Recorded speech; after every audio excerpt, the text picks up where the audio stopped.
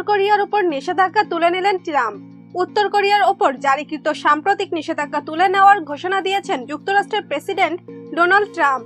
গতকাল শুক্রবার এক টুইট বার্তায় তিনি একথা জানান। টুইটে ট্রাম্প জানান, আজ উত্তর কোরিয়ার উপর মার্কিন ট্রেজারি বিভাগের নতুন করে অতিরিক্ত নিষেধাজ্ঞা জারি করার আদেশ দেওয়া হয়েছিল।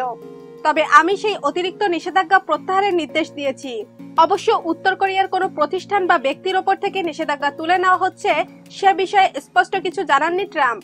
তবে ধারণা করা হচ্ছে চীন ভিত্তিক দুটি শিপিং প্রতিষ্ঠানের বিষয়ে তার এ নির্দেশনা। কালো তালিকাভুক্ত প্রতিষ্ঠানগুলো নিষেধাজ্ঞা লঙ্ঘন করছে এমন অভিযোগ মার্কিন প্রশাসনের। এর আগে বৃহস্পতিবার চীনা দুই প্রতিষ্ঠানের উপর নিষেধাজ্ঞা আরোপ করা হয়। হোয়াইট হাউসের মুখপাত্র সারা স্যান্ডার্স জানান, উত্তর কোরিয়ার উপর সর্বশেষ নিষেধাজ্ঞাকে অপ্রয়োজনীয় ভাবছেন প্রেসিডেন্ট। গত 27 ফেব্রুয়ারি ভিয়েতনামের হ্যানয়ে ট্রাম্প ও উত্তর কোরিয়ার নেতা কিম জং আনের মধ্যে বৈঠকটি কোনো সমঝোতা ছাড়াই শেষ হয়ে যায়। সে সময় উত্তর কোরিয়ার দাবি অনুযায়ী নিষেধাজ্ঞা তুলে নিতে রাজি হয়নি যুক্তরাষ্ট্র।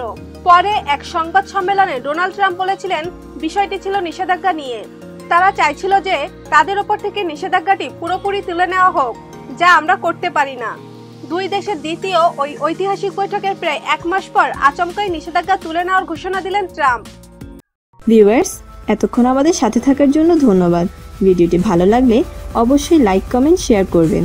তার আগে অবশ্যই আমাদের চ্যানেলটি সাবস্ক্রাইব করে আমাদের সাথে থাকুন।